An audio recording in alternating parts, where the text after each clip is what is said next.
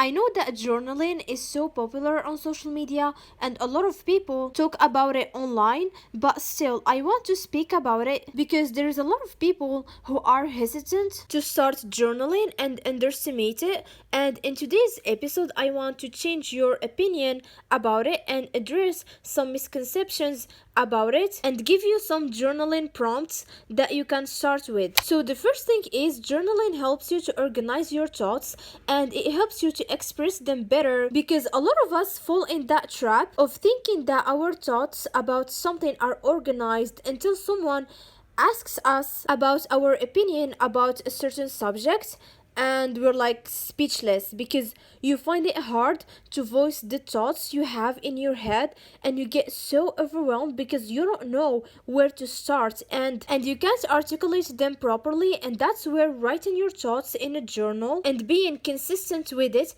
can help you with that, because it will make you think about your thoughts and opinions and discover the knowledge gap you have in some certain topics where you think you know too much about it. And also it helps you to start thinking more critically and not just be passive to information you receive. And I know this sounds a lot of work and mental pain, but it is worth it. And it is going to be a little bit hard at the beginning because you're not used to it, but just give it time. And when you feel stuck, you can use your phone to look for words that will help you to express them better, or you can ask ChatGPT to give you some suggestions to complete your phrase, and you can take inspiration from the answers, or you can learn more about the topic after identifying your knowledge gap. And I know some of you who are listening to this don't know where to start, and I suggest you to begin with the books you've read and enjoyed, or with the movies or series that you've watched lately, and ask yourself, why did you enjoy them? What was the main topic? Who is your favorite character and why? Did the book or the movie change your perspective about a certain topic? And also you can write about topics like confidence. What is confidence to you? How do you define it? Or when you think about love, what is the first thing that comes up to your brain? Do you believe in it? And why? How do you define self-love? The second thing is journaling gives you space to be imaginative, especially if you are someone who loves being creative, or you want to be more creative and you have a wild imagination. You can use journaling as a tool to express those ideas without having to make them realistic and put limits to them. And also you can unlock new realms of your imagination by exploring different and new options. And let me give you an example. You can imagine yourself being a bee, and I know this sounds strange, but truly just do it. Try to imagine your life as a bee and what kind of adventures would you have. Or you can imagine yourself turning into a giant cockroach. How will your life become? And how will you interact with family and friends? And also, how will they interact with you? And you can also imagine yourself being invisible or having the ability to fly.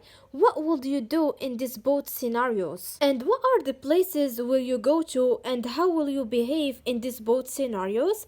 And it's one of my favorite type of journaling to do because there is no limits to it, and I can imagine whatever I want, and I can explore new perspectives by putting myself in the shoe of one of these characters that I created in my head, because escaping into my own imagination when I am bored is one of the most satisfying experiences ever. And also doing this exercise can help you when you are feeling stuck and uninspired to create something, because you don't put too much pressure to it and you just let these ideas to exist by writing them down, and you don't try to make it perfect, and you're just exploring new ideas and new perspectives. And even one of the reasons that a lot of people get into a creativity block is because they don't give themselves space to imagine, and they negatively judge all of the ideas that comes up to their brain because it doesn't fit in the mold they created. And that's not how creativity works. Creativity is abundant, and you have to always be open to explore new ideas and give yourself space to imagine, even if you don't use those ideas in a project, because you have to try something different. The next thing is you can document your memories and your thoughts by journaling, so you can come back to them in the future and look at those memories with a fresh perspective, and even have a close and more accurate look on how the old you perceived the memory, because we don't remember everything, and it is nice to discover the old version of yourself and look at yourself from an outside perspective by being detached from those situations. And it's like seeing yourself as a fictional character that you are trying to learn about and discover. And also you can see how far you've come in life and the growth you've had and things you've learned or changed your perspective about. And just the other day I opened my journal and I started reading things I've written, and I was quite surprised with what I've read, to the point I was like, oh, is that me? Am I really the person who wrote this? I don't recognize this person at all. And also I felt so proud of myself while reading about difficult situations that I've had, where I thought I am not gonna survive this and I don't think that I'm capable of solving this problem, but I did solve it at the end and I am good. The next thing is journaling will help you to cope with stressful and overwhelming situations where you feel so anxious and stressed because your brain is bombarding you with a lot of thoughts that you don't want to have, and they are making the situation seem worse than it is, and that makes you feel hopeless and paralyzed because you're like, I can't do anything about this. So journaling about it makes you relax for a bit because all of these thoughts are out, and that clears your vision and you start seeing things for what they are, and you ask yourself why this situation is making me stressed at the first place, and what are the steps within my control that I can take to overcome the situation. And last year I watched a video where it talked about that one of the reasons we feel anxious about something is because we believe we don't have the strength and the capacity to overcome the situation. So the next time you feel anxious about something, ask yourself, do I have a proof that this situation is hopeless and there is nothing to do about it? And what are the small steps that I can take now to overcome this and prove to myself that I'm capable of handling this situation? And also try to identify what are the things and habits that you do that causes stress and anxiety, and what can you do about them. The next thing is journaling helps you to connect more with yourself because you start noticing stuff about yourself that you've never paid attention to before, and even you start noticing patterns in your thinking and behaviors that you were not aware of before, and you will become an observant to these thoughts and detached from them after writing them down, because you start seeing things from an outside perspective, especially when there's something that is bothering you, because you try to understand what is going on,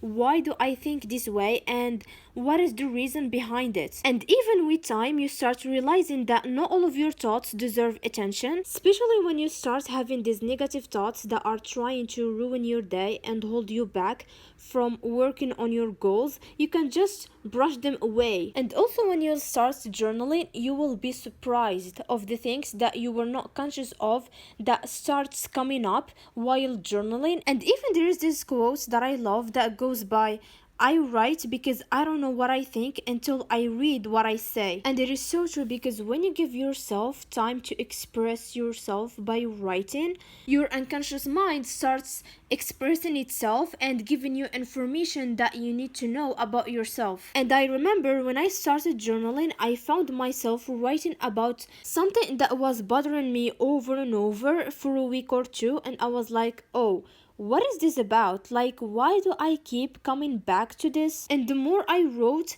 the more things that I didn't know started coming up. And it is so interesting because you start journaling about something specific, and then you end up in a new whole direction. And even I noticed that I started feeling more connected with myself, and I started paying more attention to things around me, and notice these little details that I didn't care about, and feel more present in the moment. And I know this sounds so woo-woo, but there is something so magical about journaling and feeling more connected to yourself, because you start feeling more connected to the world around you. Like literally every time I go out and I see see a beautiful building, or I see people helping each other, or I see a beautiful sky, I'm like, wow, what a great day to be alive and witness these little things that goes unnoticed. And here is some questions that you can ask yourself to get to know yourself.